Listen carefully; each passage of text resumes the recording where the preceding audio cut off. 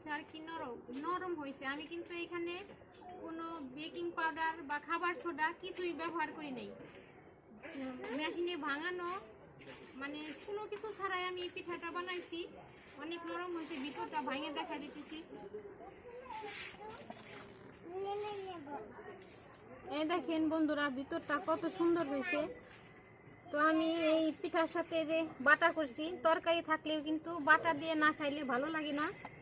তো এই পিঠার সাথে একটু বাটাও করছি। এই যে মাংস তরকারি, বাড়ির পালা দেশি মোরগ আর পিঠা বাটা সব কিছুই আমি বানাইছি, আপনাদের সাথে শেয়ার করলাম।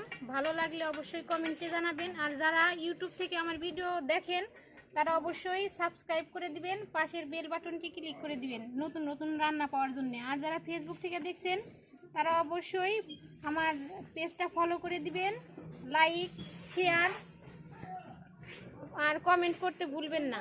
আজকের ভিডিও এ পর্যন্তই, দেখা হবে পরবর্তী ভিডিওতে। ততদিন আপনারা সুস্থ থাকবেন, ভালো থাকবেন। আল্লাহ হাফেজ।